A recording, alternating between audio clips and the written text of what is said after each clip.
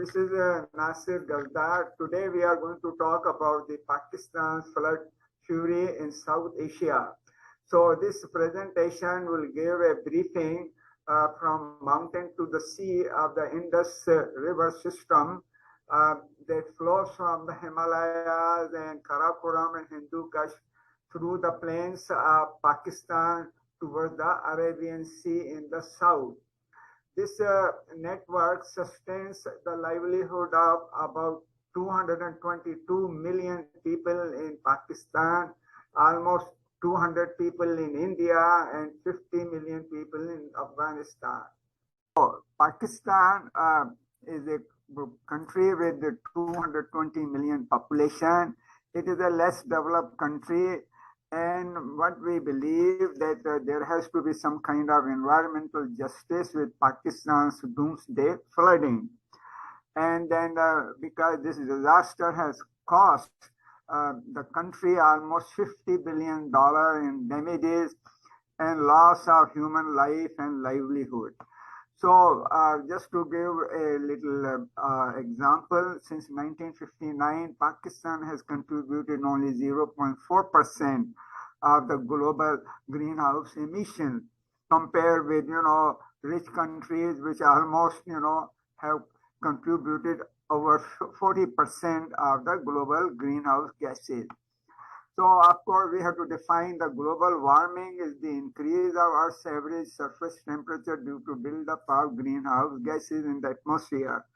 So, in the last 100 years, the temperature has increased by 1 degree centigrade. What we are doing is the climate change, which is a broader term to describe the long-term changes in climate, including average temperature, rainfall, and humidity. This is the animation to show the greenhouse effect. The greenhouse effect is very, very beneficial, and then this has been a stable thing in the Earth's climate for a long time. So the heat retained in the Earth's atmosphere keeps our planet at a comfortable average temperature of 17 degrees centigrade. If there were no greenhouse effect, it will be minus 40 degrees centigrade. So now this is the greenhouse gases that have been, introduced by the humans. So carbon dioxide from the fossil fuel used by the human is almost 57%. Other things like deforestation, decay of biomass, methane, nitrous oxide, carbon dioxide from other sources, and fluorinated hydrocarbon gases do contribute. So here is an example how the greenhouse effect is in our daily life. If somebody has a car parked in a daytime during the sunlight, the heat will trapped in the car will not come out, and the car temperature is higher than the outside. So that is the simple greenhouse effect, just like the greenhouse where the farmers grow their greenhouse plants. So causes of climate change are very, very due to the human activity. They are driving the global warming since the mid 20th century. Pakistan has witnessed increasing number of intense rainfall events, one in 2010, one in 2014, and the number of record high temperatures events have been also throughout the last 50 years. These are the indicators of a warming world. Now Pakistan has almost 8,000 glaciers. It is also the third pole because these glaciers are in the Himalayas, Karakoram, and Hindu Kush. They contribute to the vast Indus River system, which feeds population of 220 million in Pakistan and almost 100 million in India and 50 million in Afghanistan. So here we see the floodplain, which have looks like the inundated the countryside and have destroyed the villages, farmers' field, and the infrastructure. So this is the the animation from July 1st to the August 31st. And Pakistan looks like a sea after the floods. Now, this flood water did not, recede easily because the country, the Indus plain is vast, uh, flat, low sloping plain, and the water has still remained in many, many locations even today. Now, this is one of the example where the historical bridges and new bridges have been washed away by the flash floods from the Himalayas. Um, and again, we see this is the physiographic map. The flooding is so extensive, it can be seen from the space.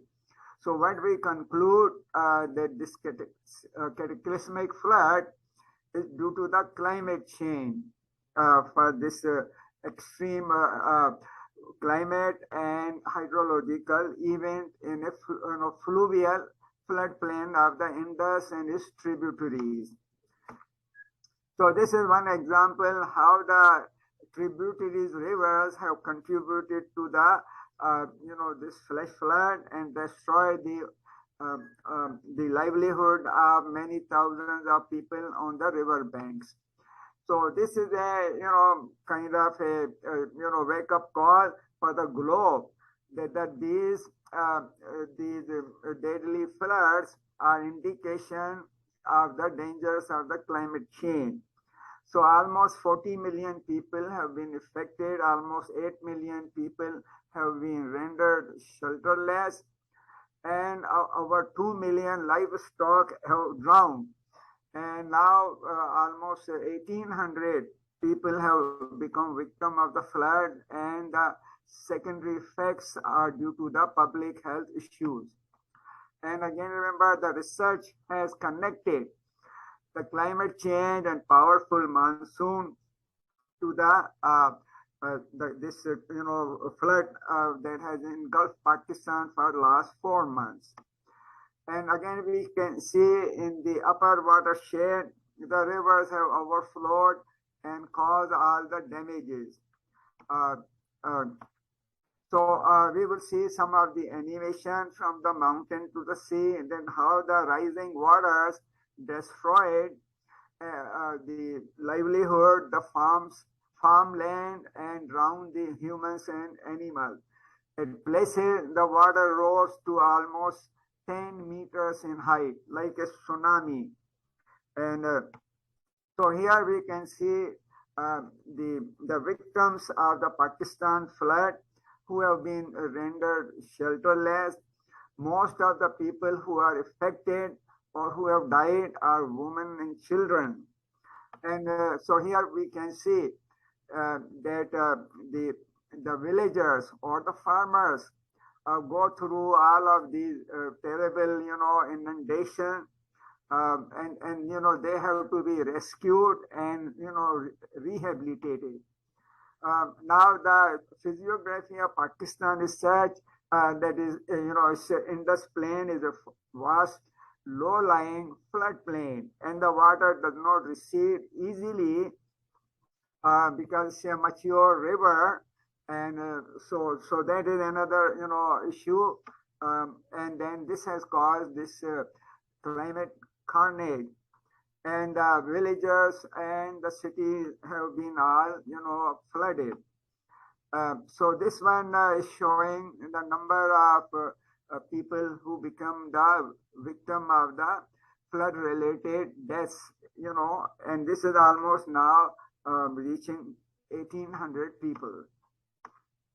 So what we believe that today Pakistan is paying the price for actions of the other rich nations who have contributed to global warming, and this is a climate justice that these rich nations should pay for the consequence of climate disasters in less developing countries which are suffering from this extreme weather.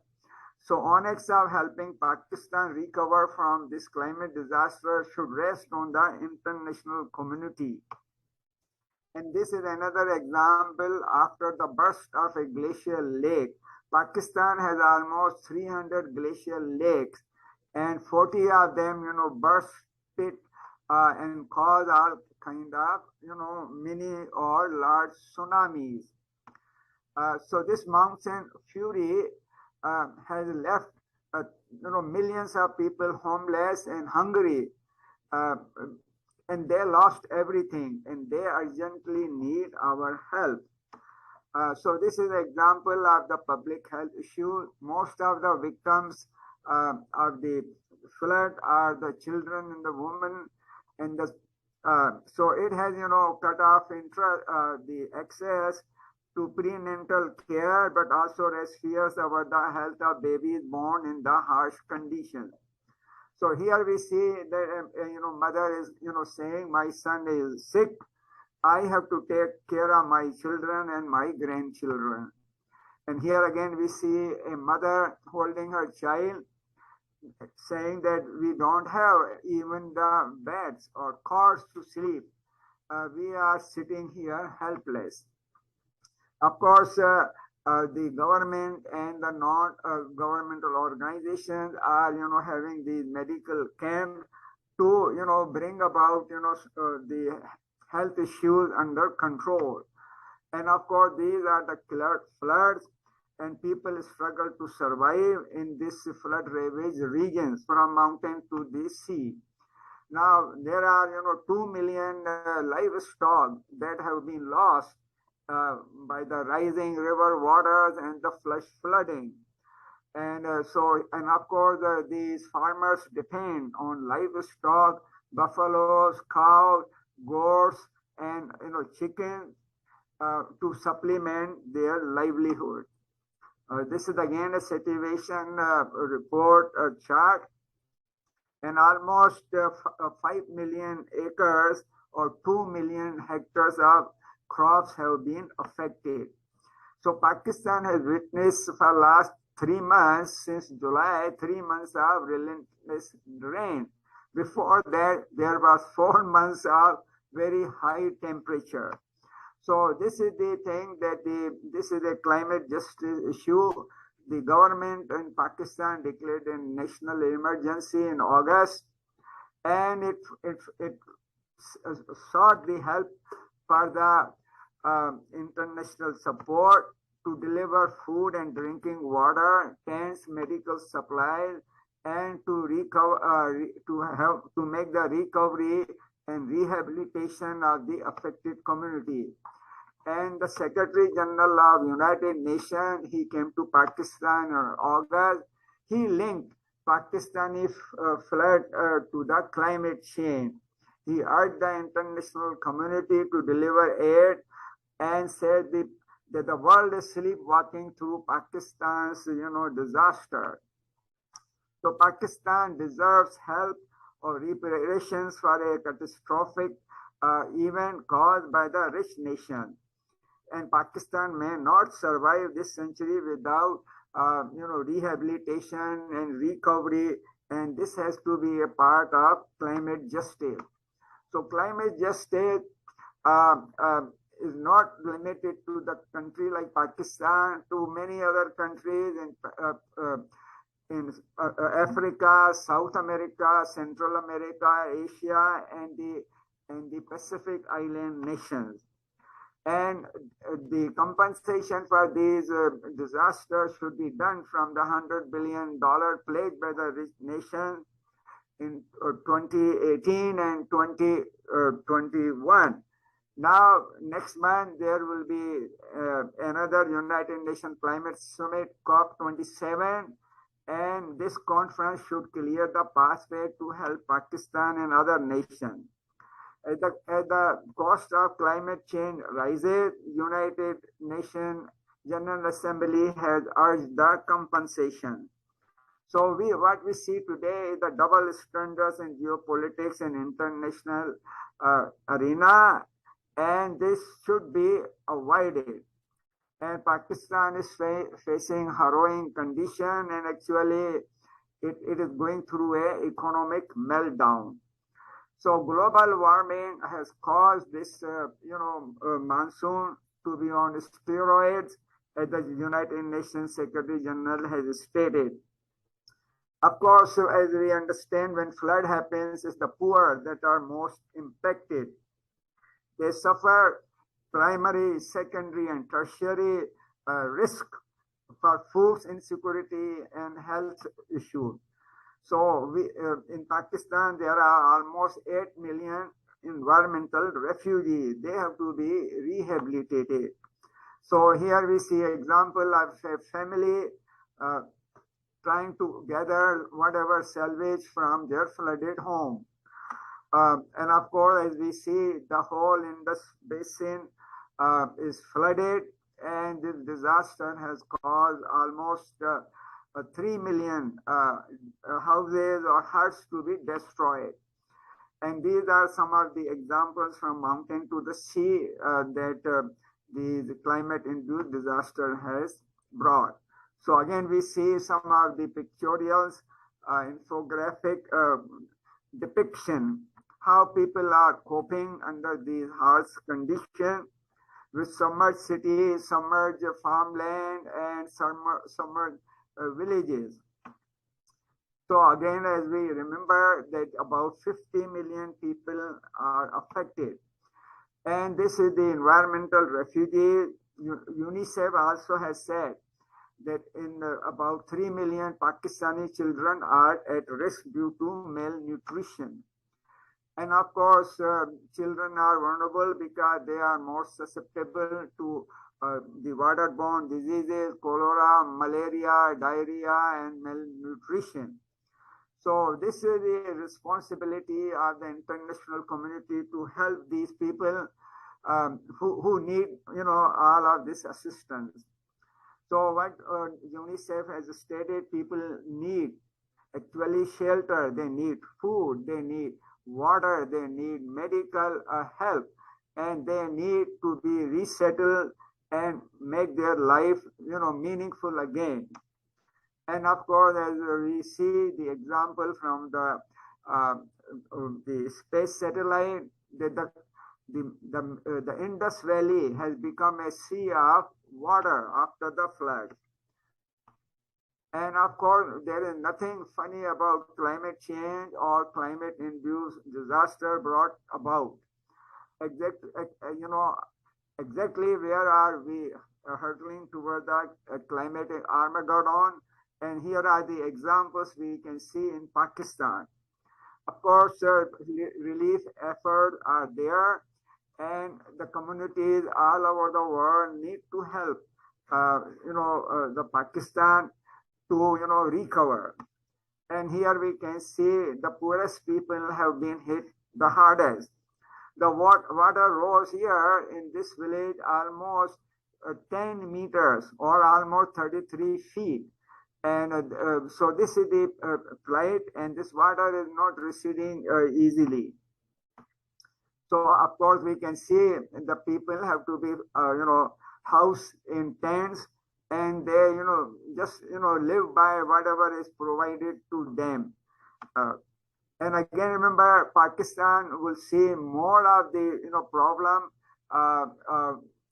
to recover from this disaster.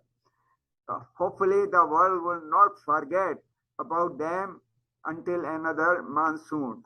So here is the appeal to help the flood victims overcome these disasters and its impacts.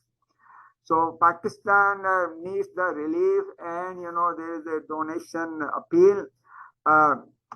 And whatever the Secretary General has stated, that today it is Pakistan, tomorrow it could be your country.